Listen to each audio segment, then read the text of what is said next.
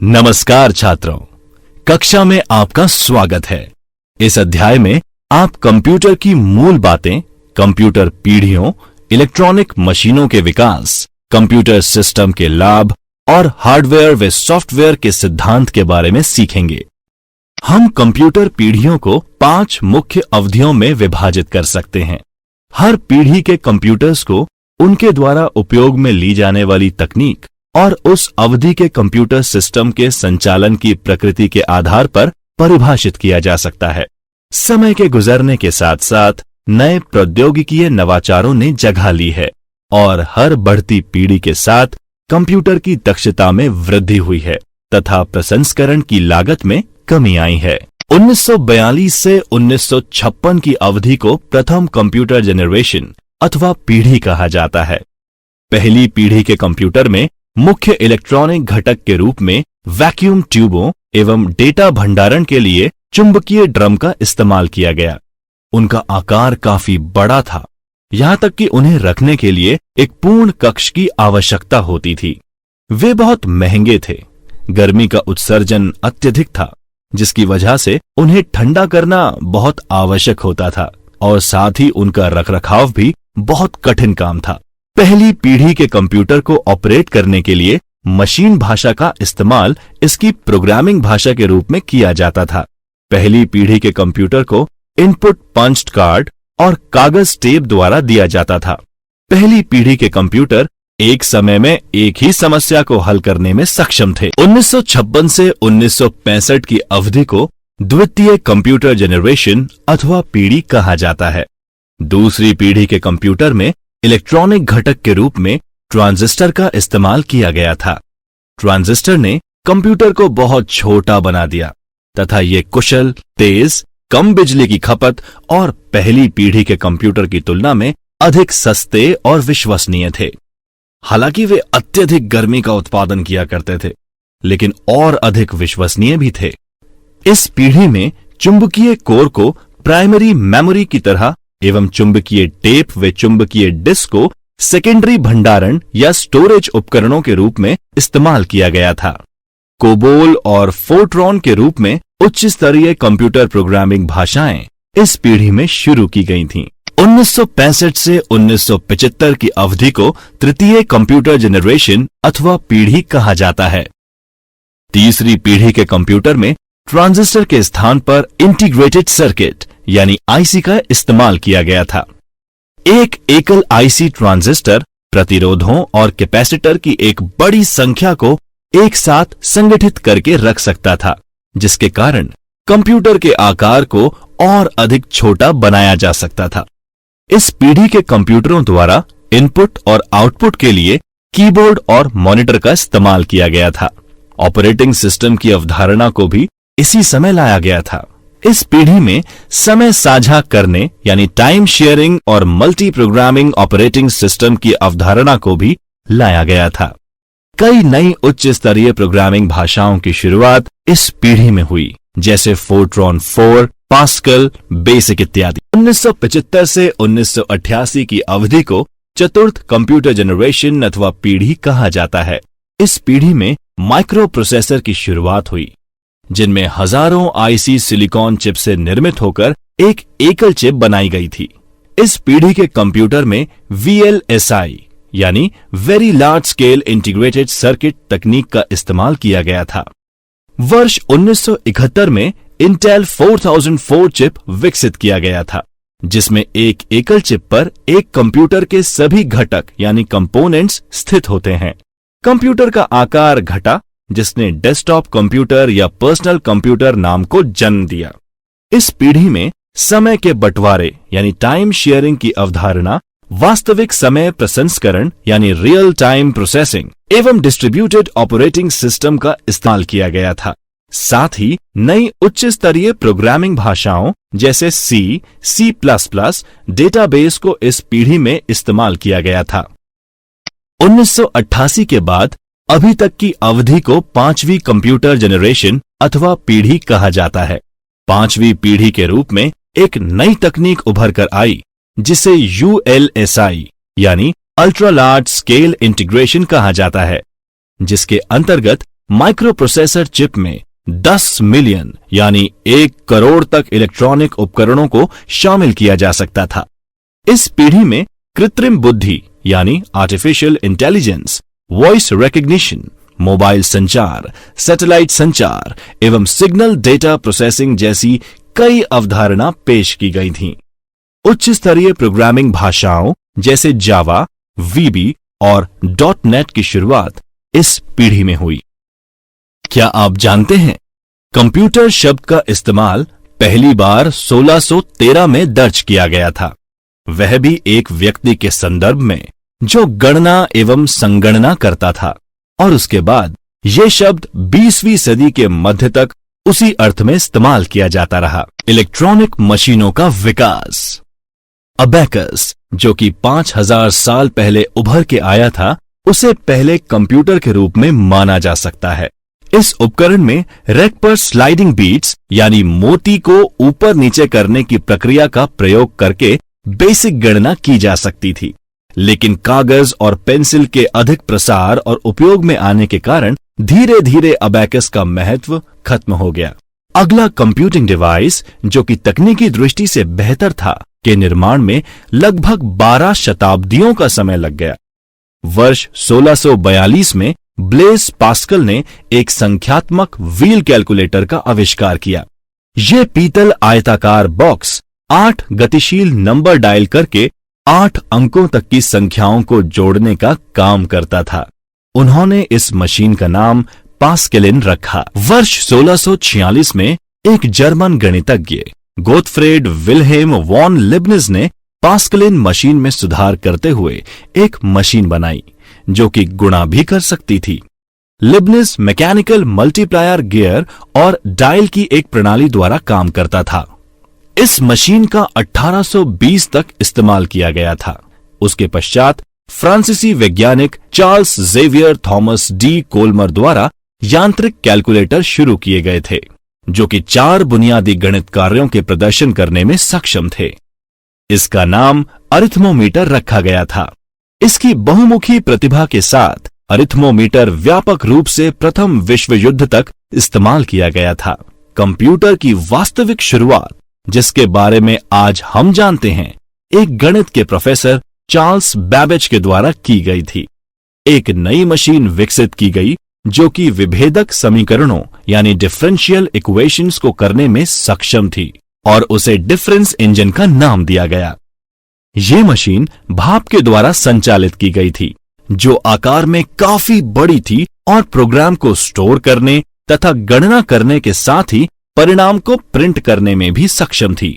10 वर्षों तक difference engine पर काम करने के बाद बैबेज पहले सामान्य प्रयोजन कंप्यूटर पर काम करने के लिए प्रेरित हुए और उस मशीन को विश्लेषणात्मक इंजन यानी एनालिटिकल इंजन का नाम दिया। बैबेज के सहायक ऑगस्टा एजीए किंग ने मशीन के डिजाइन बनाने में महत्वपूर्ण भूमिका निभाई थी। इनके काम पर अमेरिका के रक्षा विभाग ने 1980 में उनके सम्मान में एक नई प्रोग्रामिंग भाषा एडीए नाम दिया था। चार्ल्स बैबेज द्वारा डिजाइन किया गया विश्लेषणात्मक इंजन यानी एनालिटिकल इंजन आज के मानकों की तुलना में बहुत प्रारंभिक मशीन है। हालांकि इसमें आधुनिक सामान्य प्रयोजन कंप्यूटर के बुनियादी तत्वों की चर्चा की गई है। विश्लेषणात्मक इंजन 50,000 से अधिक घटकों से मिलकर बनाया गया था, जिसका basic input design perforated card के रूप में बनाया गया था। इसके अंदर एक मिल एवं कंट्रोल इकाई भी होती है, जो कि निर्देशों को किसी भी क्रम में प्रोसेस कर सकती थी। प्रिंटेड परिणाम के लिए आउटपुट उपकरण थे, जिन पर परिणाम देखा जा सकता था। वर्ष 1889 में एक अमेरिकी आविष्कारक हरमन होलोरिथ ने कंप्यूटिंग के लिए जैकवर्ड लूम अवधारणा का इस्तेमाल किया। वह अमेरिका की जनगणना करने के लिए एक तेज रास्ता खोजना चाहते थे। होलोरिथ की विधि में कार्ड का इस्तेमाल कर डेटा को स्टोर किया जाता था, जिसे वह मशीन में डालते थे और परिणामों को यंत्रवत संकलित किया जाता था। होलोरिथ व्यापार की दुनिया में पंच कार्ड को लाए थे, जिससे आगे चलकर 1924 में IBM का उदय हुआ था। अन्य कंपनियों ने भी बाजारों में प्रवेश किया, और व्यावसायिक उपयोग के लिए पंच रीडर का निर्माण किया। सरकारी और गैर सरकारी दोनों तरह की कंपनियों ने वर्ष 1960 तक डेटा प्रोसेसिंग के लिए पंच कार्ड का इस्तेमाल किया। इसके अलावा कई अन्य वैज्ञानिकों और इंजीनियरों ने कंप्यूटर के क्षेत्र में उल्लेखनीय प्रगति की थी। विनेवर बुश ने वर्ष 1930 में एक अंतर विश्लेषक यानी डिफरेंशियल एनालाइजर नामक एक यंत्रवत संचालित उपकरण विकसित किया, जो कि पहला सामान्य प्रयोजन एनालॉग कंप्यूटर था। जॉन एटानासॉफ और बेरी ने वर्ष 1939 में पहला इलेक्ट्रॉनिक डिजिटल कंप्यूटिंग उपकरण का निर्माण किया और अपनी पूरी डिजाइन को 1942 में पूर्ण किया। ये कंप्यूटर इलेक्ट्रॉनिक्स के सिद्धांत पर और ऑन वे ऑफ की अवधारणा पर तैयार किया गया था। द्वितीय विश्व युद्ध के दौरान ब्रिटिश कोड बेकर्स द्वारा कोलोसस विकसित किया गया था। यह पहला इलेक्ट्रॉनिक डिजिटल कंप्यूटर था। वर्ष 1946 में प्रथम बहुप्रायोजन इलेक्ट्रॉनिक डिजिटल कंप्यूटर एनीकैक यानी इलेक्ट्रॉनिक न्यूमरल इंटीग्रेटर और कैलकुलेटर पेंसिल्वेनिया विश्वविद्यालय में शुरू किया गया था। इस कंप्यूटर में हजारों की संख्या में वैक्यूम ट्यूब्स का इस्तेमाल किया गया था। यूनिवैक यानी यूनिवर्सल ऑटोमेटिक कंप्यूटर पहला कंप्यूटर था जो सांख्यिक और वर्णमाला दोनों प्रकार का डेटा संभाल सकता था और साथ ही ये पहला वाणिज्यिक कंप्यूटर भी था। वर्ल्ड वाइड वेब का 1990 में अनावरण किया गया था। इसके बाद आने वाले वर्षों में एक नए ग्राफिकल वेब ब्राउजर प्रोग्राम उपयोग में आने लगे। वेब और इंटरनेट के प्रसार एवं उपयोग ने सामान्य प्रयोजन यानी जनरल पर्पस होम कंप्यूटिंग के विकास को गति दी। इसने सोशल इंटरैक्शन को और बढ़ावा दिया। आजकल ऐसे स्मार्टफोन्स की बहुत डिमांड है जो टच स्क्रीन हो, जिसमें मोबाइल कनेक्टिविटी हो एवं जिसमें आप बहुत सारी कंप्यूटर एप्लीकेशंस रन कर सकते हो। छात्रों, कंप्यूटर सिस्टम सीखते समय आप कंप्यूटर जगत के कुछ प्रचलित शब्दों से परिचित होंगे। अभी हम इनमें से कुछ शब्दों और उनके अर्थ के बारे में जानेंगे। सूचना प्रणाली के मूल कंपोनेंट हैं डेटा, यूजर, हार्डवेयर, सॉफ्टवेयर एवं प्रोसीजर। कंप्यूटर सूचना प्रणाली का एक हिस्सा है। आप कई स्थानों पर कंप्यूटर से रूबरू होते हैं, जैसे कि एक कार्यस्थल पर, या हो सकता है कि आपके किसी दोस्त के घर पर भी कंप्यूटर हो। मूल रूप से कंप्यूटर एक उपकरण है जो कि इनपुट स्वीकार करता है, डेटा प्रोसेस करता है, डेटा स्टोर करता है, वे आउटपुट बनाता है और ये सभी कार्य संग्रहित निर्देशों की एक श्रृंखला के अनुसार किया जाता है। कंप्यूटर पर काम कर रहे किसी भी व्यक्ति विशेष को उपयोगकर्ता अथवा यूजर कहा जाता है। आइए डेटा और इंफॉर्मेशन के बीच के अंतर को समझते हैं। अनिर्मित असंगठित तथ्यों को, जिसमें टेक्स्ट, चित्र, नंबर, ध्वनि हो सकते हैं, उसे डेटा कहा जाता है। डेटा की प्रोसेसिंग का परिणाम इंफॉर्मेशन होता है। रमेश, क्या तुम आज की कंप्यूटर क्लास में उपस्थित थे? हाँ सुरेश, टीचर ने आज डेटा और इंफॉर्मेशन के बीच का अंतर समझाया। मैंने आज की क्लास मिस कर दी। क्या तुम मुझे वह सब समझा सकते हो? हाँ जरूर सुरेश। असंगठित तथ्यों और चित्रों के संग्रह को डेटा कहा जाता है। डेटा संख्या, टेक्स्ट, चित्र, ध्वनि आदि हो सकते हैं। डेटा से कुछ अर्थ नहीं निकाला जा सकता। डेटा को प्रोसेस कर इसे सार्थक जानकारी में बदला जा सकता है, जिसे इंफॉर्मेशन कहा जाता है। डेटा को एक इनपुट डिवाइस जैसे कि एक कीबोर्ड का उपयोग कर कंप्यूटर में दर्ज किया जाता है और कंप्यूटर की मेमोरी में संग्रहित किया जाता है। इसे किसी विशिष्ट संदर्भ में दिए गए निर्देशों के अनुसार प्रोसेस किया जाता है। परिणाम कंप्यूटर मॉनिटर जैसे किसी आउटपुट डिवाइस पर प्रदर्शित होता है। रमेश, तो क्या हम कह सकते हैं कि कंप्यूटर स्क्रीन पर जो भी दिखाई देता है वह इंफॉर्मेशन है? नहीं सुरेश, डेटा की प्रोसेस्ड या संसाधित फॉर्म को इंफॉर्मेशन कहा जाता है। यह डेटा से अधिक सार्थक होता है, जिसे कुछ निर्णय लेने के लिए प्रयोग किया जा सकता है, जैसे चार्ट, ग्राफ इत्यादि। तो हम कह सकते हैं कि जब डेटा को प्रोसेस करके संगठित, संरचित या किसी विशिष्ट संदर्भ में प्रस्तुत किया जाता है, ताकि उन्हें उपयोगी बनाया जा सके, उसे कहा जाता है इंफॉर्मेशन। रमेश, क्या तुम कुछ उदाहरण भी दे सकते हो? हाँ ठीक है। उदाहरण के लिए एक मार्कशीट में अंकित नंबर डेटा होते हैं और पूरी मार्कशीट इंफॉर्मेशन होती है, क्योंकि इसमें प्रासंगिक और संसाधित डेटा होता है, जैसे कि छात्र के द्वारा प्राप्त कुल प्रतिशत, परिणाम, फेल पास की स्थिति, छात्र का रैंक इत्यादि। बहुत बहुत धन्यवाद रमेश। कंप्यूटर सिस्टम की विशेषताएं। गति, स्पीड। कंप्यूटर बहुत ही उच्च गति पर डेटा को प्रोसेस करता है। कंप्यूटर डेटा की एक बड़ी मात्रा को संसाधित यानी प्रोसेस करने के लिए केवल कुछ ही सेकंड लेता है, अर्थात लाखों निर्देशों को मात्र कुछ सेकंड में संसाधित किया जा सकता है। शुद्धता, एक्यूरेसी। एक कंप्यूटर द्वारा उत्पादित परिणाम पूर्ण रूप से सही होते हैं। यदि कंप्यूटर में सही डेटा दर्ज किया गया है तो प्राप्त परिणाम एकदम सटीक होगा। कंप्यूटर गीगो यानी गार्बेज इन गार्बेज आउट के सिद्धांत पर काम करता है। उच्च संचयन क्षमता, हाई स्टोरेज कैपेसिटी। कंप्यूटर की मेमोरी बहुत ही विशाल होती है और एक बहुत ही कॉम्पैक्ट ढंग से डेटा को एक बड़ी मात्रा में स्टोर कर सकता है। कोई भी जानकारी या डेटा कंप्यूटर में एक लंबे समय तक के लिए स्टोर रहता है। इस सुविधा के साथ पुनरावृत्ति से बचा जा सकता है। विविधता। कंप्यूटर अनेक प्रकार के कार्यों को करने में उपयोग किया जा सकता है, जैसे कि पत्र लिखने, शीट तैयार करने, संगीत सुनने, वस्तु सूची के प्रबंधन, अस्पताल प्रबंधन, बैंकिंग और कई और प्रकार के कार्य कर सकते हैं। परिश्रमशीलता, डिलीजेंस। एक मशीन होने के नाते एक कंप्यूटर थकान, एकाग्रता की कमी और बोरियत से मुक्त होता है। कंप्यूटर जिस गति से पहले निर्देश को संसाधित करता है, उसी गति से आखिरी निर्देश को संसाधित करने में सक्षम होता है। परंतु कंप्यूटर सिस्टम की कुछ सीमा यानी लिमिटेशंस भी होती हैं। कंप्यूटर स्वयं कुछ नहीं कर सकता।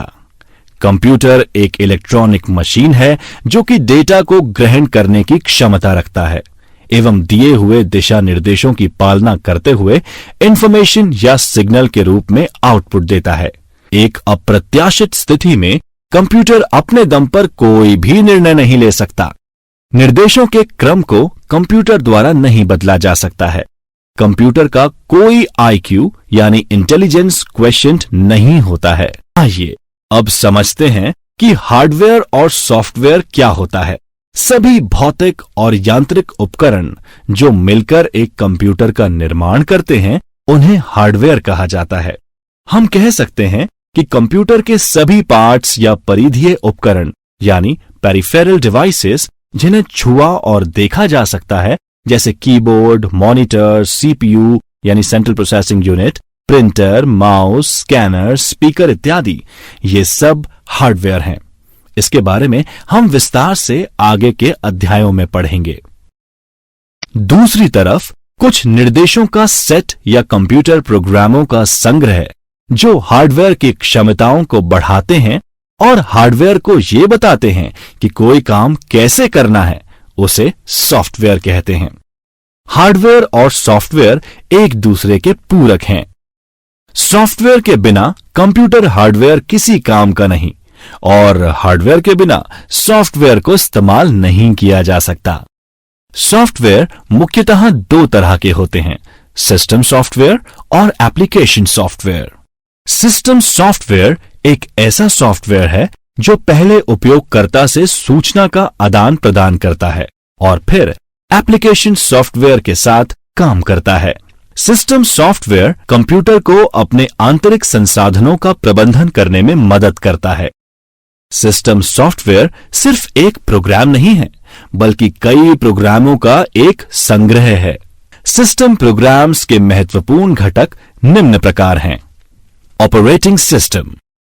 ऑपरेटिंग सिस्टम एक सिस्टम सॉफ्टवेयर है जो कि कंप्यूटर हार्डवेयर और सॉफ्टवेयर संसाधनों यानी सीपीयू, मेमोरी, इनपुट और आउटपुट आदि का प्रबंधन तथा कंप्यूटर प्रोग्राम के लिए सामान्य सेवाएं प्रदान करता है। ये कंप्यूटर और उपयोगकर्ता यानी यूजर के बीच एक इंटरफेस प्रदान करता है। Windows OS. Windows OS computer पर सबसे अधिक और व्यापक रूप से इस्तेमाल किए जाने वाला ऑपरेटिंग सिस्टमों में से एक है। लिनक्स और यूनिक्स ओएस भी कुछ विशेष प्रकार की एप्लीकेशन में इस्तेमाल किया जाता है।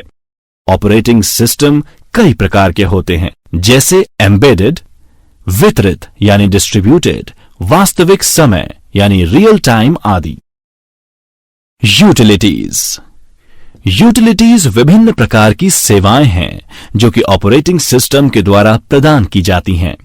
यूटिलिटीज जैसे डिस्क डिफ्रेगमेंटर अवांछनीय फाइल को हटाने एवं डिस्क के संसाधनों को पूर्ण रूप से काम में लेने के लिए उपयोगी होता है। इस सुविधा के द्वारा हम डिस्क स्पेस को भी व्यवस्थित कर सकते हैं। Device driver. ये एक तरह के विशेष प्रोग्राम होते हैं जो अन्य इनपुट और आउटपुट डिवाइस को बाकी के कंप्यूटर प्रणाली के साथ संवाद यानी कम्युनिकेट करने की अनुमति प्रदान करते हैं। दूसरी तरफ एप्लीकेशन सॉफ्टवेयर वे सॉफ्टवेयर हैं जो विशेष रूप से उपयोगकर्ताओं यानी यूजर्स के लिए तैयार किए जाते हैं। इनको एंड यूजर प्रोग्राम्स भी कहते हैं। कुछ प्रोग्राम्स जैसे word processor, web browser, Excel spreadsheet, database program आदि एप्लीकेशन सॉफ्टवेयर की श्रेणी में आते हैं। कंप्यूटर सिस्टम की कार्यप्रणाली को 4 मुख्य प्रक्रियाओं में विभाजित कर समझा जा सकता है, जो कि क्रमशः इनपुट, प्रोसेसिंग, आउटपुट और स्टोरेज हैं। इनपुट से शुरुआत करते हैं। एक इनपुट डिवाइस वह हार्डवेयर कंपोनेंट यानी घटक है जो कि कंप्यूटर में डेटा व निर्देश दर्ज करने में मदद करता है। व्यापक रूप से इस्तेमाल होने वाली 6 इनपुट डिवाइस हैं: keyboard, mouse, microphone, scanner, digital camera व वेब कैमरा। उसके बाद आता है सीपीयू यानी सेंट्रल प्रोसेसिंग यूनिट, जिसे चिप भी कहा जाता है। एक सीपीयू या प्रोसेसर या माइक्रो प्रोसेसर को अक्सर कंप्यूटर का दिमाग भी कहा जाता है। सीपीयू एक इंटीग्रेटेड सर्किट या चिप है जो निर्देशों एवं डेटा को प्रोसेस या संसाधित करता है। कुछ कॉमन सीपीयू उदाहरण हैं Intel i7, i5, i3, dual core, core two duo, Pentium 2, Pentium 3, Pentium 4, Intel Celeron एवं AMD एथलॉन। आउटपुट डिवाइस या उपकरण वह हार्डवेयर कंपोनेंट है जो एक या उससे अधिक लोगों तक सूचना पहुंचाते हैं। 3 व्यापक रूप से काम में लिए जाने वाले आउटपुट डिवाइस हैं: प्रिंटर, मॉनिटर और स्पीकर। अंत में इंफॉर्मेशन अर्थात सूचना को स्टोरेज उपकरणों में सेव किया जा सकता है, जैसे हार्ड डिस्क, सीडी, डीवीडी आदि।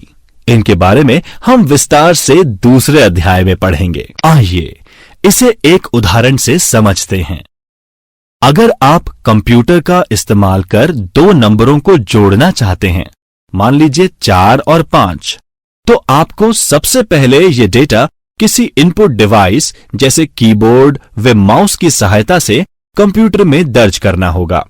कंप्यूटर इसे आपके द्वारा दी गई कमांड्स जैसे जोड़, बाकी, गुणा या भाग के आधार पर प्रोसेस यानी संसाधित करेगा।